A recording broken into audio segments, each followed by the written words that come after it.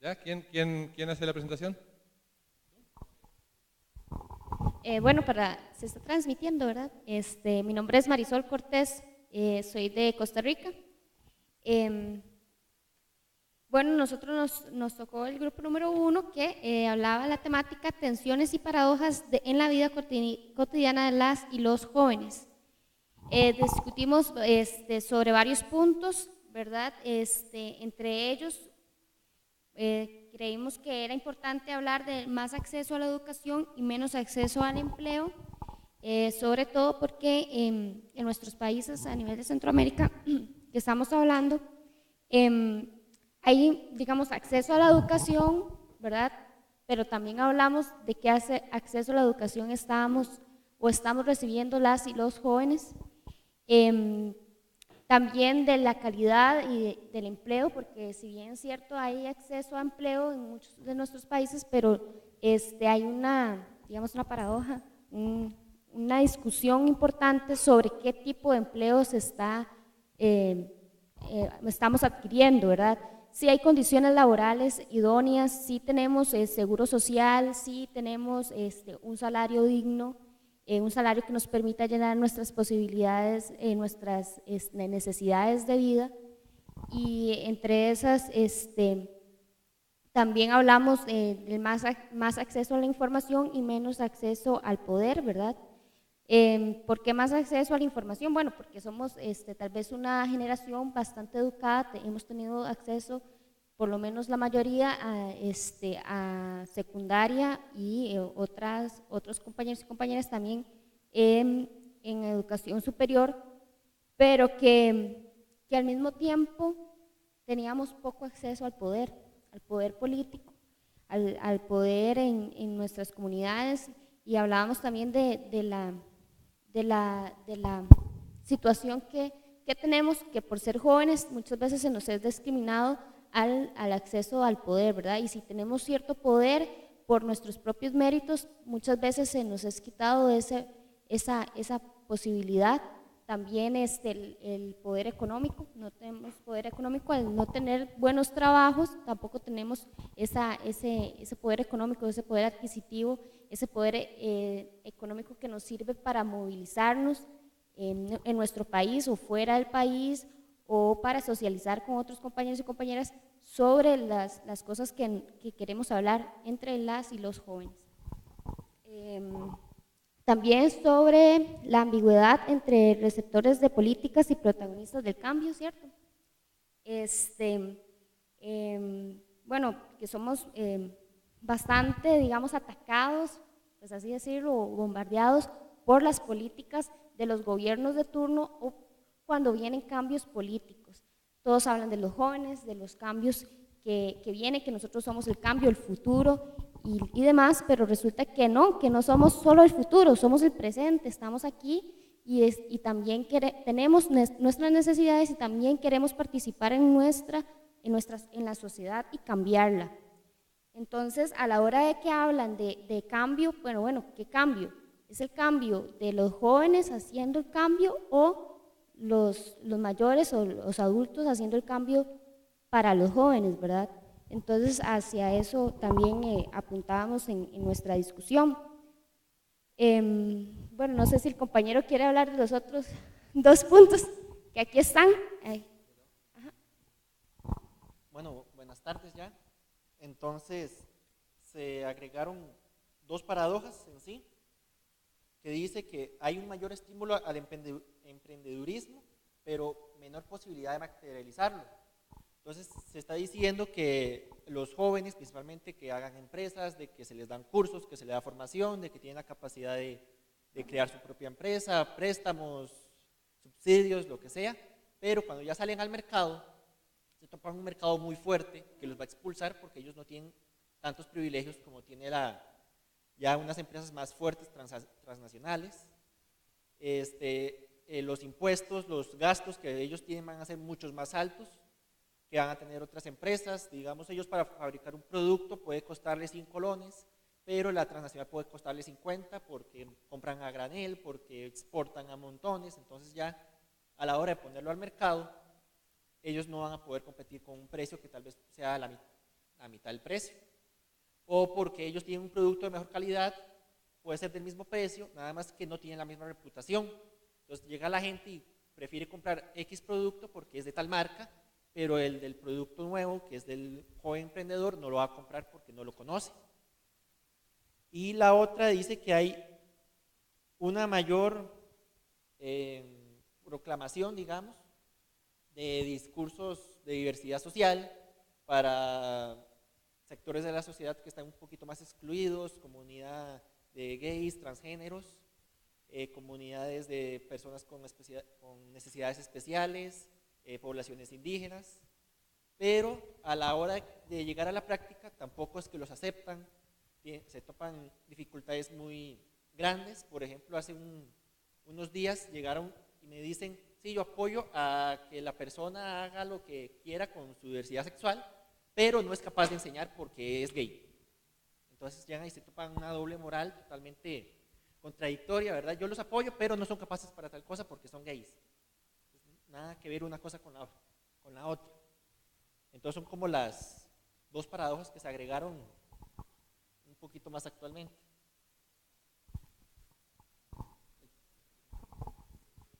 ¿Sí? Bueno, también, digamos, dentro de las discusiones vimos que habían, dentro de esas mismas tensiones o contradicciones, ¿verdad? Habían algunos elementos que habían que matizar, que reelaborar un poco, ¿verdad? A la hora de hablar sobre el tema, como hablaban los dos compañeros, por ejemplo, en el de acceso a la educación, ¿verdad? También tener en consideración no solo el acceso, sino también la capacidad que tienen ciertos sectores sociales, ¿verdad? De una permanencia real dentro del sistema educativo, no solo los datos que den en que efectivamente una persona entre, ¿verdad? Que es parte de lo que se está ahora ampliando las investigaciones, y también el tema del empleo, ¿verdad? Que no es cualquier empleo, que ya lo mencionaba la colega, ¿verdad? El problema no es tanto el desempleo como las situaciones de subempleo, ¿verdad? O subregistros de desempleo o las calidades que se están presentando, la desregulación que hay del empleo, la precariedad en el empleo, o incluso que los empleos no coincidan con las formaciones profesionales o técnicas de las personas, ¿verdad? Pueden que tengamos población muy preparada en el plano educativo, con carreras profesionales, maestrías, lo que quieran, y terminan haciendo trabajos en lugares para los cuales no tuvieron la formación, ¿verdad? Eso se presenta mucho. Aquí hablábamos sobre las encuestas, ¿verdad? De CONAR y esto, que presentan estas situaciones. Vamos a ver, sobre más acceso a la información, también había que, o sea, vivimos en una época en la que hay facilidad de acceso al internet, acceso, ¿verdad? Cualquier tipo de situaciones, pero también tenemos limitaciones, por ejemplo, de quienes pueden acceder a esa información, ¿verdad? Por cuestiones sociales también. Por ejemplo, algunos sectores se quedarán, por ejemplo, restringidos solo a la información que hay de la prensa escrita o los medios de comunicación, ¿verdad? Más oficiales, ¿verdad? Y al internet un poco, las personas, digamos, un porcentaje muy bajo de personas que tienen acceso. Se ha venido ampliando con la facilidad de acceso, etcétera. Y también, o sea, nos quedaba duda una pregunta que hacía un compañero respecto a qué poder estábamos hablando, ¿verdad? Si un poder en cuanto a la toma de decisiones, o un poder en cuanto al poder económico que se tiene de participar activamente en el mercado, etcétera, ¿verdad? Entonces, por ahí veíamos que eran algunas cosas que se podían como matizar un poco más. Si alguna de las compañeras quiere emplear algo rápido para... Sí, quizás de forma muy rápida, y sabemos que no todos los países tenemos la misma realidad, y en el caso específico de El Salvador, no sé si Honduras y Guatemala comparten lo mismo, que la mayoría de veces los gobiernos en turno echan a andar políticas asistencialistas, y eso lo traigo a colación debido al paradigma que la compañera mencionaba, la ambigüedad de de receptores y protagonistas. ¿En qué sentido? Muchas veces se echan a andar proyectos en los cuales los jóvenes únicamente son receptores de, ok, tú venís y me capacitas en esto, pero más allá de eso yo no me empodero de lo que tú me estás dando, únicamente soy receptor, se termina el programa, se termina el proyecto, pero más allá de eso no exploto el potencial en el cual yo aprendí. Eso es un punto que sí quería ahondar bastante, porque es algo que ahorita se está efervesciendo bastante en mi país. Y otro es sobre la mayor diversidad de identidades y menor prevalencia de discurso unitario, lo que estaba mencionando el compañero, que hay muchas como pequeños grupos, por ejemplo las comunidades LGTBI, los pueblos indígenas, los jóvenes con capacidades especiales y diferentes grupos que, si bien durante toda la historia han sido como un poco relegadas, pero no se tiene un mismo discurso o no están bajo la misma sombría de tener una identidad de jóvenes debido a la misma discriminación.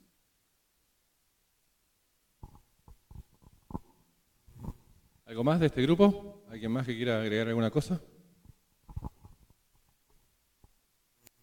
Pues solo como la síntesis de que siempre la paradoja va a resistir entre lo urbano, lo rural, lo público y lo privado, ¿verdad? Que eso me resume todas las brechas en lo que existe. ¿Ya? ¿Alguien más? Una experiencia importante porque desde la perspectiva de 4 países que estuvimos pues compartiendo durante una hora, pudimos conocer muchas realidades que posiblemente nosotros creemos que únicamente pasan en nuestros países, pero cuando escuchamos los testimonios de los demás nos damos cuenta que de cierto modo estamos en una misma situación y que de alguna manera América Central conecta todos sus problemas a través de una misma cadena, que lo que le pasa, por ejemplo, a El Salvador también puede estar repercutiendo en Panamá, en Costa Rica y así sucesivamente. Y es una cuestión de nosotros mismos como sociedad empoderarnos del tema y hacer cambios como jóvenes, independientemente de si nos escuchan o no, tener la voluntad y la fuerza para atrevernos también a hacer algo. ¿Alguien más? ¿Estamos aquí? Bueno, pasamos al grupo 2. ¿Sí?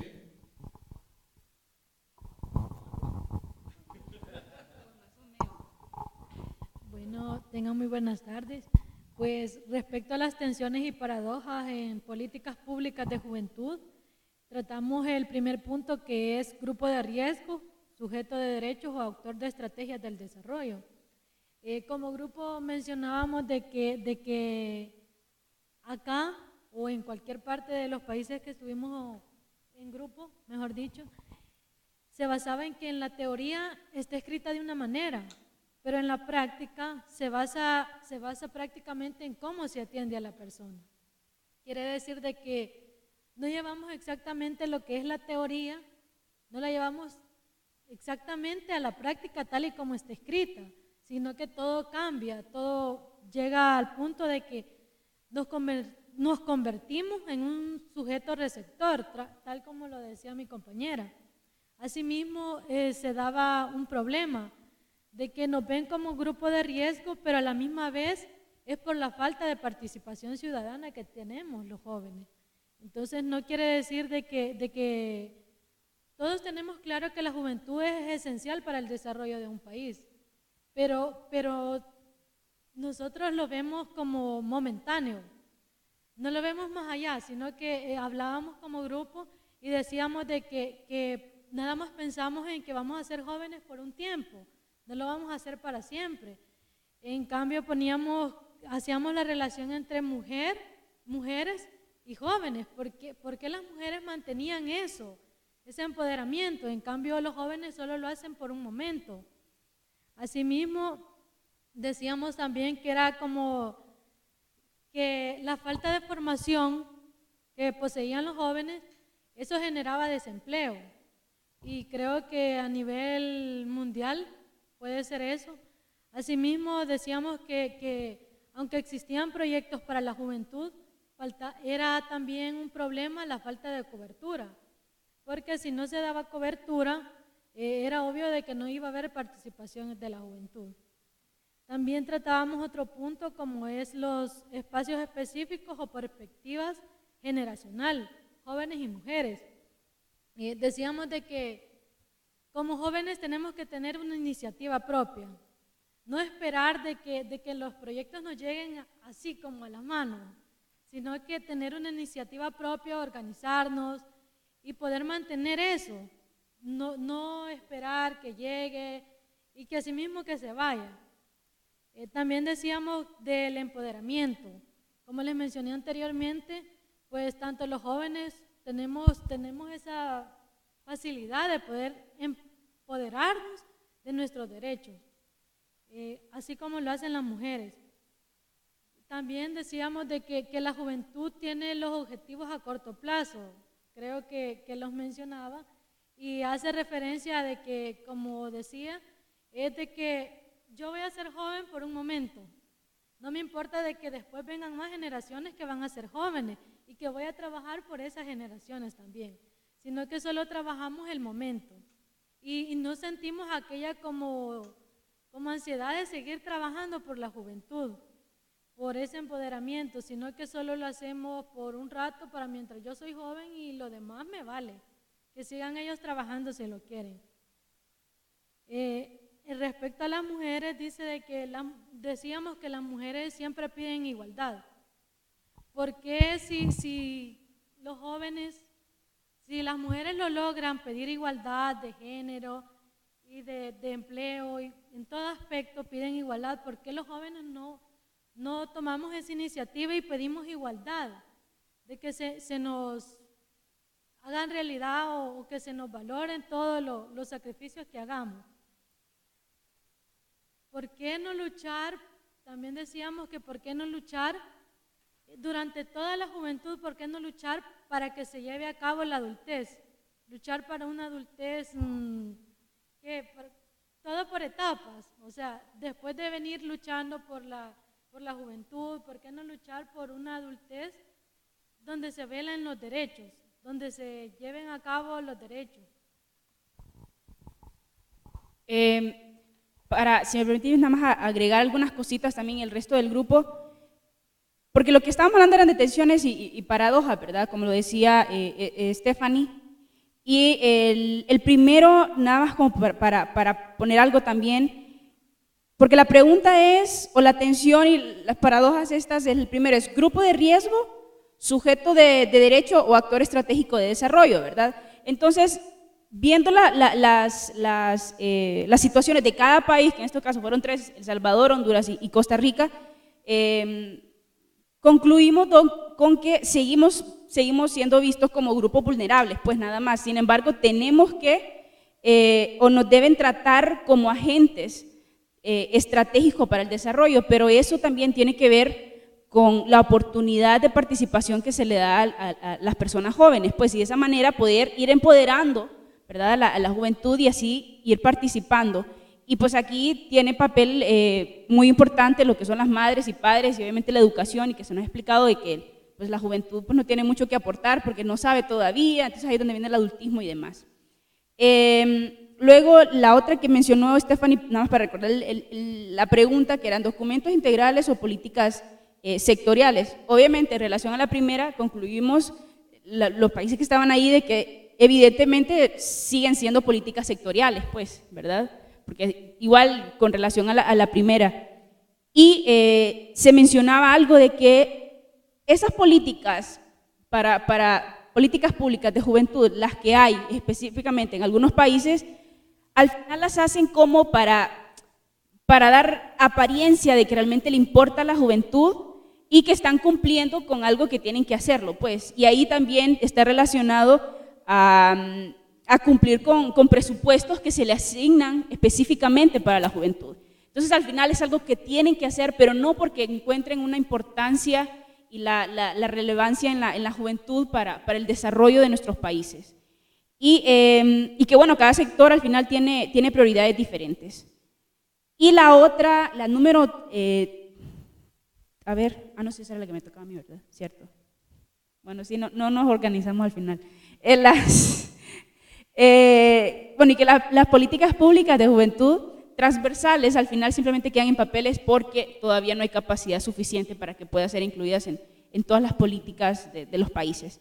Y nada más como para aclarar un poco, la otra era de que sí, espacios específicos o perspectiva generacional, y ahí hablábamos de jóvenes y mujeres, nada más el ejemplo que tomábamos de que cómo es que las mujeres han logrado de que sean unas políticas transversal, ¿verdad? Y porque la juventud no lo hacemos. Entonces estábamos hablando y la palabra creo que va a sobresalir aquí es el empoderamiento de las personas, en este caso de las mujeres, que en algún momento dijeron, no, pues tenemos que armarlo y esto es nuestro y vamos a luchar por eso, y lo han seguido haciendo y es así como han ido consiguiendo cosas a través de la historia, ¿verdad? Y que por eso ahora hay mucha diferencia. Sin embargo, las juventudes no hemos hecho eso. Vemos algo bien momentáneo, o sea, somos personas bien reaccionarias. Si hay algún problema, bueno, lo vamos a solucionar, pero no vemos más allá, no siempre pensamos de las personas jóvenes que vienen atrás. Entonces, por eso, las incidencias que tal vez tenemos las personas jóvenes es nada más a corto plazo, a diferencia de las mujeres, porque las mujeres siempre van a seguir siendo mujeres el resto de su vida, y las juventudes lo vemos como, bueno, ahorita soy joven y ya después ya voy a ser viejo o vieja y ya, pues ya no me va a interesar. Entonces, tal vez ese es uno de los problemas que tiene que ver, o una de las explicaciones con estas paradojas.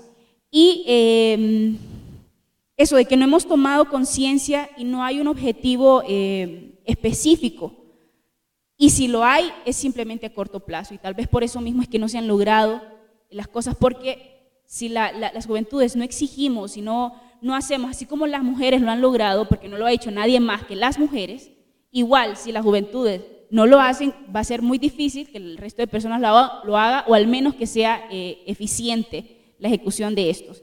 Y al finalizar, la otra era que si, ley general o impacto de cualquier proyecto de ley en las y los jóvenes. Bueno, esto no tuvimos tanto chance de hablar mucho, pero en las participaciones que tuvimos concluimos con que las políticas públicas de juventud en nuestro país debería de ser como una manera, como que tendrían que ser generales, ¿verdad? O generalizadas, porque al final tenemos similitudes pues en cada país, sin embargo obviamente son diferentes, pero hay similitudes, y al igual, por ejemplo, alguien mencionaba y que después lo puede retroalimentar ahí, por ejemplo en las constituciones que siempre hablan, ¿verdad?, que de la niñez y que hablan de los adultos y demás, pero ¿en qué otras leyes o espacios se habla de la juventud o de las juventudes? Entonces, iniciando por ahí, ver de qué manera se pueden hacer reformas de verdad que incidan y que sea, por ejemplo, en la región, o sea, en toda Centroamérica, por ejemplo, que es de eso que estamos hablando. Entonces, eso no sé si el resto va a agregar algo más.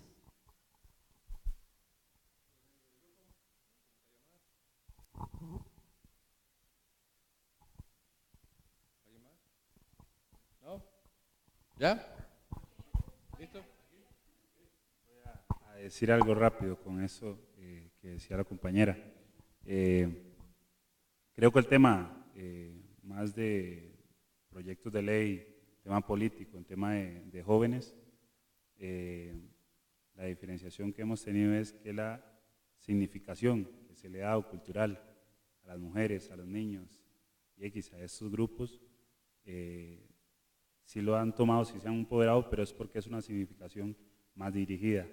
Cuando hablo que es más dirigida, ahora les tocaba el tema al grupo de que quiénes son los jóvenes, cuánto tiempo son jóvenes.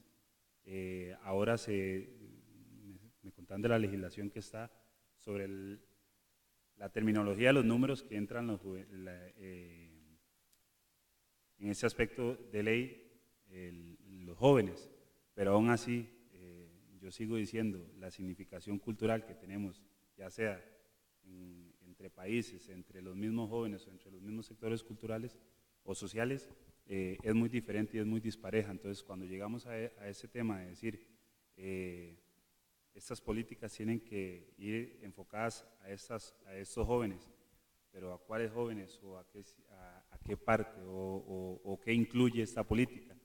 Entonces, yo sí decía que una de las situaciones que deberíamos de tratar de imponer como jóvenes es que, aunque algunas leyes son muy generalizadas y engloban a diferentes sectores sociales de nuestros países, sí tendrían que haber algunas políticas dirigidas y con más significación sobre lo que significa ser joven, ¿verdad?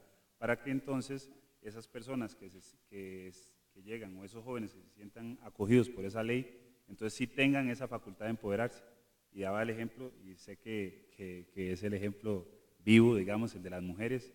se lo han tomado a pecho, pero se lo han tomado a pecho porque entran en el aspecto, entran en esa política, entonces lo pueden asumir. Entonces cuando usted entra, lo decía otro compañero, tengo 33 años, ¿entro entre los jóvenes o no? Entonces él no sabe si, o de alguna forma, yo sé que lo dijo en broma, pero ahí sí está en el aire, ¿verdad? Sí está en la sociedad de si yo entro en ese grupo social o no. Entonces, el tener una mejor significación sobre el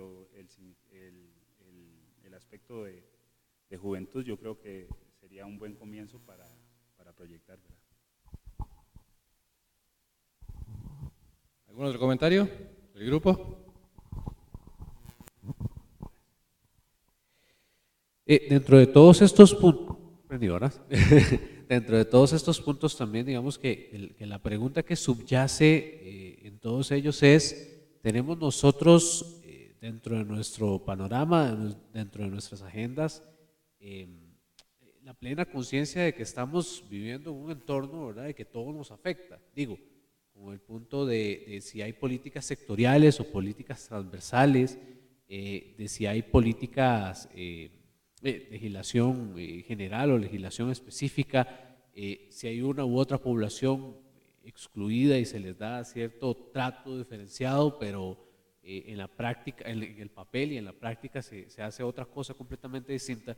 Y el tema acá es, peleamos entonces por las generaciones que vienen detrás de nosotros, que también van a ser jóvenes, pero que nosotros vamos a dejar de serlo, ¿o no?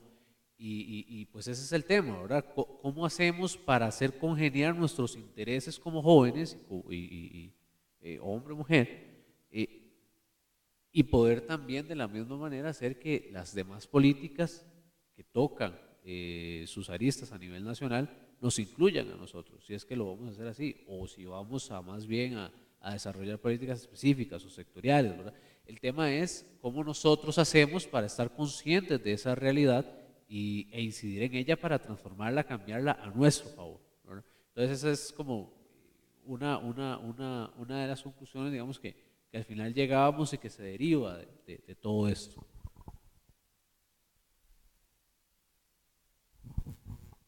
¿Alguno más? Vamos por aquí. Grupo 3. Allá.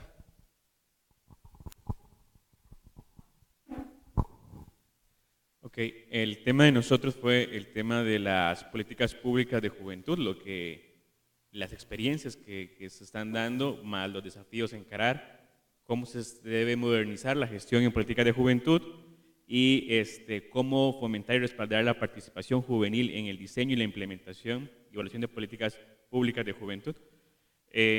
Voy a comenzar de atrás hacia adelante, de lo que discutimos. La razón es la siguiente. El primer punto de partida, o lo que se señalaba, era cuál es el concepto de política pública, ¿verdad? A partir de eso llegamos a una consideración a partir de una serie de preguntas, porque estaba el afán por discutir sobre los desafíos, las paradojas, pero tratando el tema de la política pública, y era preguntarnos en algún momento cuál era la credibilidad de las personas que conformábamos la mesa sobre el sistema de partidos y el tema de la democracia. Muchos de los que estaban ahí señalaban una nula o poca credibilidad en cuanto a la función pública y la generación de políticas públicas.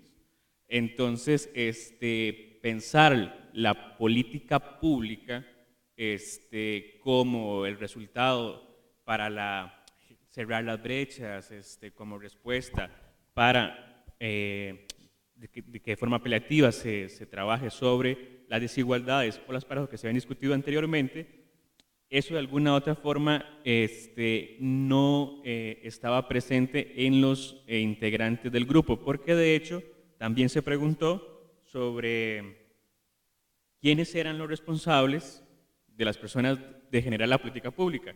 Y lo que señalaban era que muchos antes de llegar al curso se pensaba o se tenía en consideración que los responsables de la generación de las políticas públicas eran conferidos a las personas que representan o que están en los poderes de la República. Entonces, pese a que forman o que son parte de algún colectivo, no necesariamente se pensaba como desde la política pública para incidir en los problemas de la juventud y de las personas jóvenes.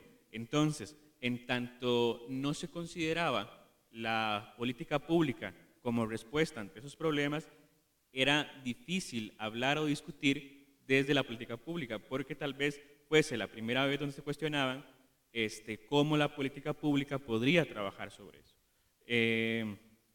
Entonces, de alguna otra forma, se discutió en el intermedio de lo que se habló que se debería brindar más equidad en la designación de presupuestos, tanto en que es el grupo mayor, hablando en términos poblacionales, y que esa equidad en los presupuestos no se da de forma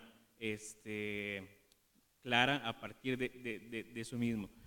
Que la transición demográfica afecta y va a afectar mayormente en esta designación de presupuestos y al igual que ustedes, eso es un punto de coincidencia de los tres grupos, es de cómo emular el papel de las mujeres en el desarrollo de las políticas públicas y su participación en la política, ¿verdad? Que cómo lograr eso. Y también se señaló que de alguna otra forma la participación de ciertos espacios pareciera que son grupos cerrados y que eso hay que tomarlo en consideración.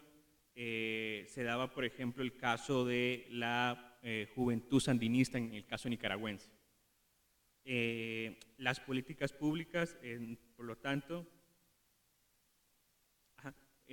más bien que usualmente pensamos en lo sectorial y muy pocas veces en términos de conjunto. Estamos pensando usualmente en eso, pensamos en lo sectorial, que muy pocas veces pensamos en el panorama de forma conjunta, ¿verdad? Y esa educación bancaria que señalaba un compañero de la mesa nos hacía pensar de alguna u otra forma en lo sectorial, que muy pocas veces lográbamos hablar del panorama en términos generales.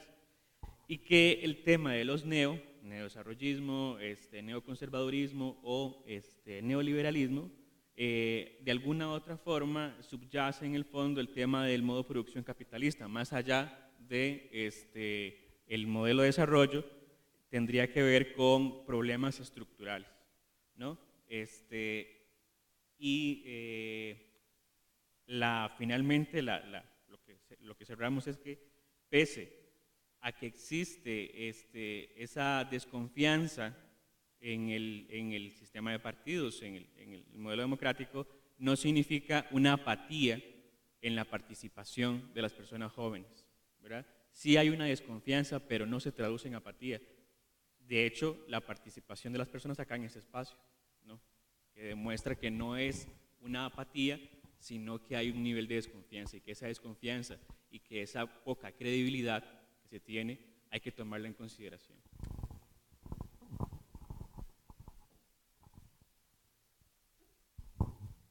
¿Alguna otra participación, comentario del grupo?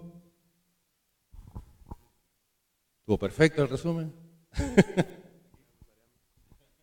Bueno, me gustaría mencionar algo sobre la educación bancaria y luego sobre también el cambio que uno como joven debe hacer de aquí hacia el futuro.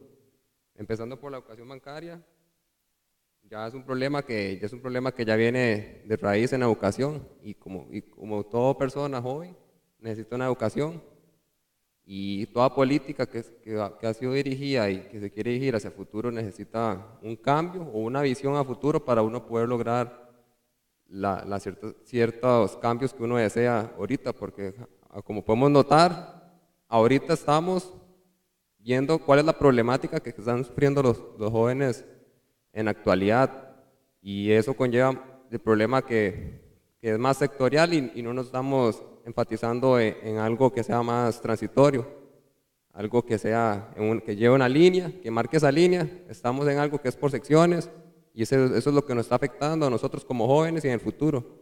Como mencionaba una compañera, ahorita somos jóvenes, pero al tiempo quizá vamos a ser adultos y ya no nos va a importar lo que es la juventud.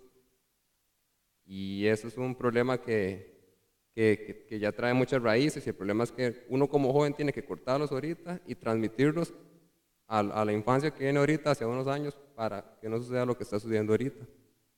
Muchas gracias. ¿Alguien más? ¿Ya? Bueno. A ver, algunos datos que de repente puedan ayudar a sumarle cosas simplemente. Creo que cada grupo decidió un mecanismo para poder encarar su trabajo y esa era la idea, o sea que, pero fueron diferentes en cada caso. Todo me parece que es válido en ese sentido, del modo en que nos planteamos el asunto. Yo tengo la impresión de que en algunos casos nos está haciendo falta más información, ¿sí? sobre varios temas, digamos, apenas estamos empezando a incorporar información básica sobre muchas de estas cosas, ¿no? Entonces vamos a seguir, sin duda, trabajando estos temas en el correr de estos días, los vamos a ir encarando desde un ángulo, desde otro ángulo, etcétera, para poder ir profundizando. La idea de este primer módulo era tener una especie de visión de conjunto en este sentido. Datos que puedan ayudar quizás en ese sentido, en términos de agregar un poco más de información. Yo no sé si ustedes sepan, se mencionó en uno de los grupos la idea de cómo se incorpora el tema juvenil en las constituciones, por ejemplo, de nuestros países.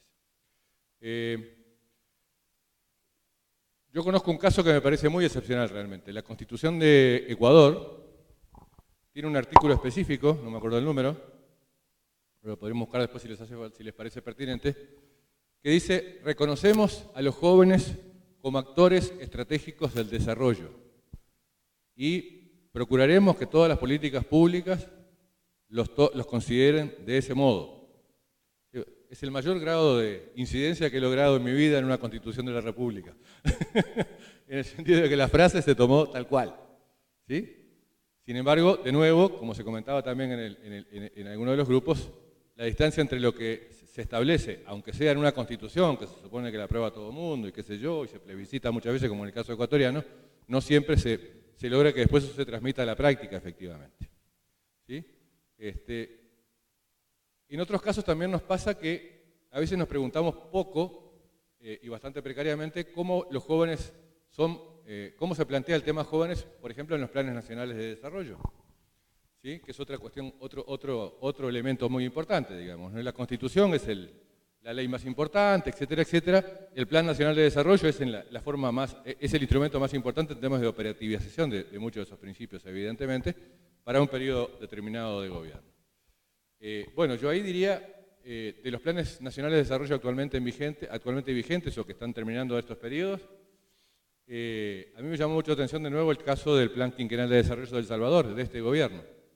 El Plan Quinquenal de Desarrollo de El Salvador plantea 5 programas prioritarios.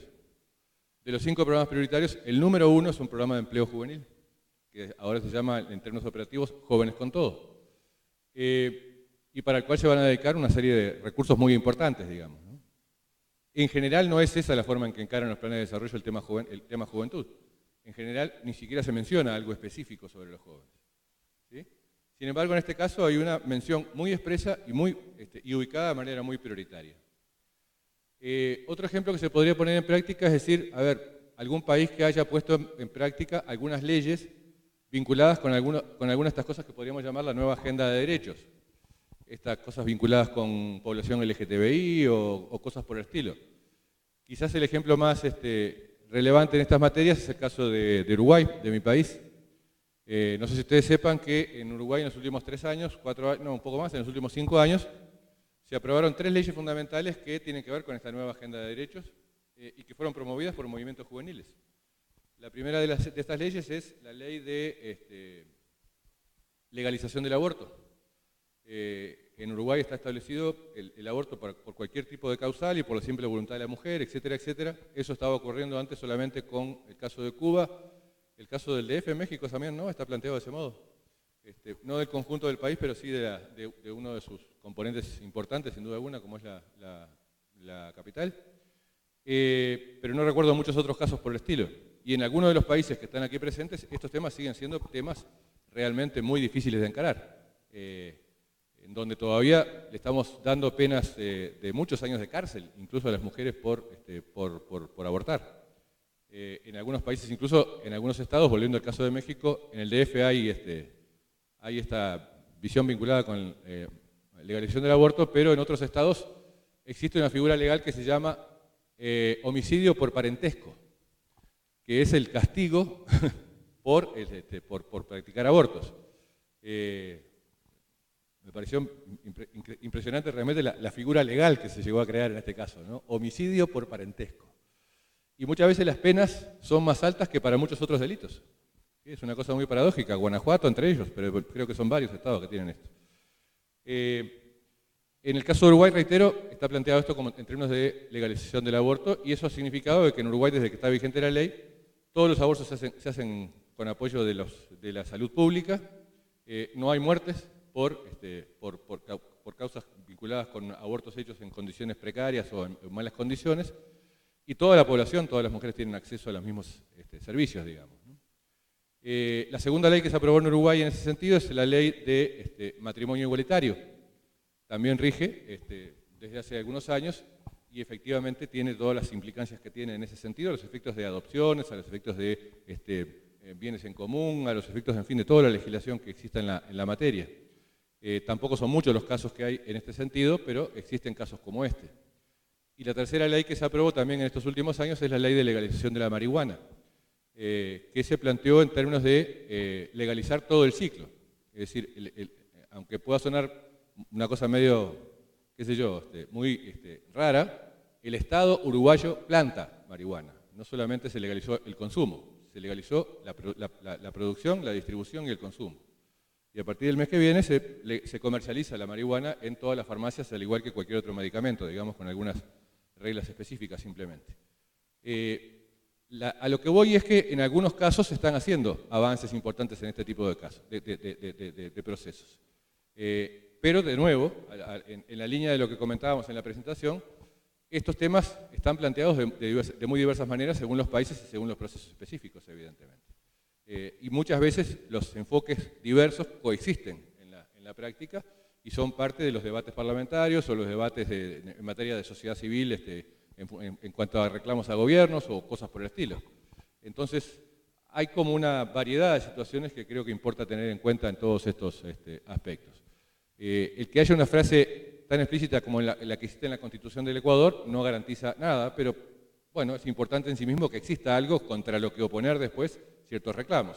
Es decir, ¿no? Si existe esa frase, yo puedo reclamar de que ciertas políticas no están cumpliendo con un precepto constitucional. Si no existe esa frase, no puedo reclamar contra la Constitución. Lo mismo si hay una prioridad muy clara en un plan quinquenal en un plan nacional de desarrollo, yo puedo reclamar después que se cumpla el plan nacional de desarrollo. Si esa prioridad en relación a los jóvenes no existe, no puedo hacer ese reclamo con la misma fuerza, por lo menos, evidentemente, ¿no? Y lo mismo si hay leyes específicas en algunas áreas, porque las leyes, ninguna de estas cosas asegura la mejoría de las condiciones de vida de la población, joven en este caso, pero ayuda, evidentemente. Entonces el punto es cómo, me parece, podemos ir repensando estas cosas a futuro en ese sentido. Y yo cerraría con lo que creo que me parece que puede ser un tema que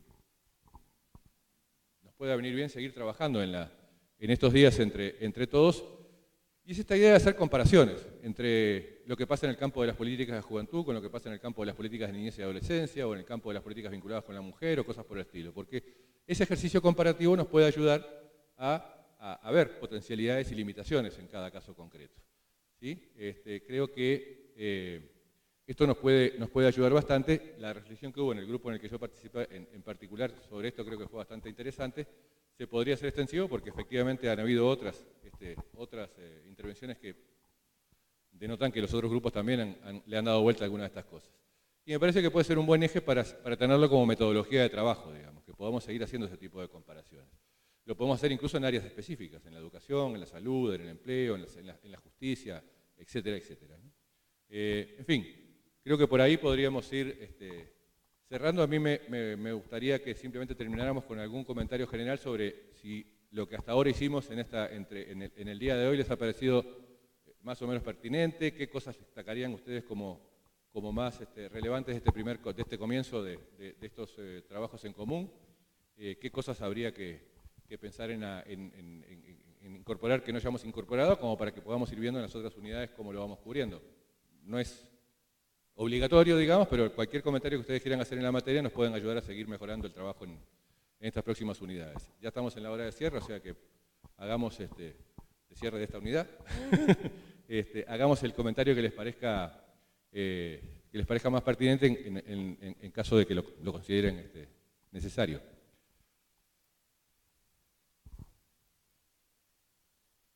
¿Les ha parecido útil? ¿Así vamos bien? ¿Hay algo que habría que ajustar? ¿Deberíamos dar más información? ¿Deberíamos dar más espacio para discutir? ¿Qué sugerirían?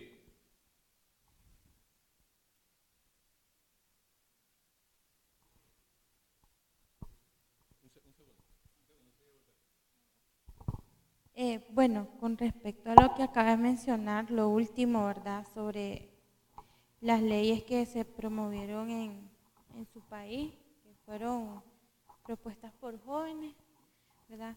Me aclararon un poco más acerca de la política en la juventud, ¿verdad?, por lo menos en mi país, dándome un nuevo punto de vista, que sería, ¿verdad?, llevarle el mensaje a los jóvenes de mi país para que promovamos mejor, o mejor dicho, promover una mejor ley para que inserten más a los jóvenes a que nos pronunciemos y propongamos nuevas leyes, nuevas políticas para que nos vayan abriendo paso a que nosotros nos empoderemos de las nuevas metodologías, por decirlo así, y que nos den el derecho de igualdad, que no somos riesgos, sino que somos nuevas ideas a promover. Okay. El ejemplo que ponía de Uruguay es simplemente en el sentido de decir, en algunos contextos nacionales los jóvenes proponen cosas que son muy bien recibidas de parte del poder político, que no es así como así que en todos los casos los jóvenes proponen y nadie les presta atención, digamos, ¿no? Ocurren estas cosas también en ese sentido. Bueno, simple y sencillamente tal vez aportar que es muy interesante y muy rico a propósito de las nacionalidades que estamos acá presentes, la discusión y el intercambio, ¿verdad?, los diferentes puntos de vista. De pronto, tiempitos algo cortos podrían limitar ese intercambio. Sería interesante ver si es posible hacer una ampliación, digamos, una modificación, digamos, al programa, o ver si de alguna manera se pueden ajustar esos tiempos para que sean un poquito más amplios y permitan la discusión.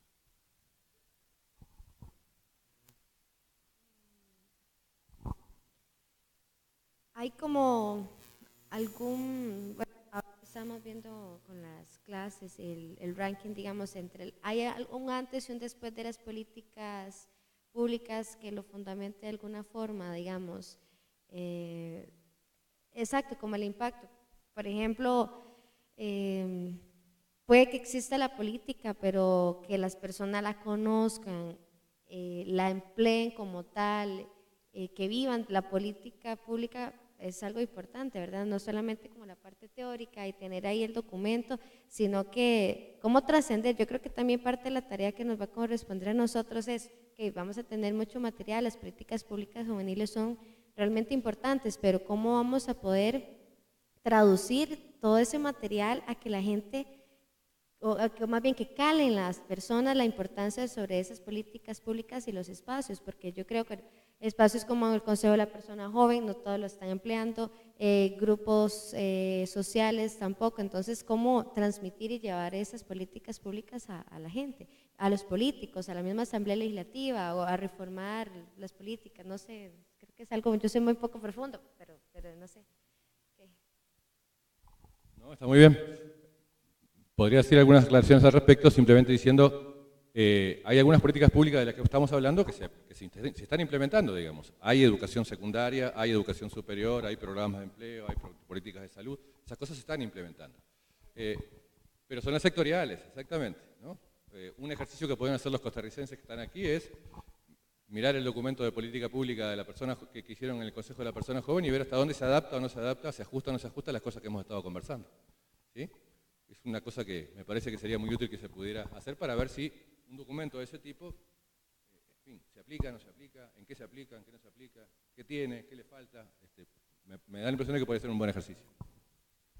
Sí, bueno, tal vez mi comentario va en cómo nos abre un poco la visión o la idea que estamos manejando ahorita de trabajar el tema de lo juvenil, ¿verdad? O de los jóvenes, de las personas jóvenes, porque veo que nos sigue pesando mucho todavía la idea de la edad, digamos, o la etapa, la transición, o lo que quieran, ¿verdad? En la que estamos, ¿verdad? Porque nos preocupa mucho, es que vamos a dejar de ser jóvenes, entonces ya nos vamos a hacer viejos y ya no nos va a importar. Pero creo que un poco discutir en esta línea es precisamente meter, digamos, más social y culturalmente la idea de que lo juvenil nos sigue atravesando a todos, digamos, aunque nos hagamos muy grandes, ¿verdad?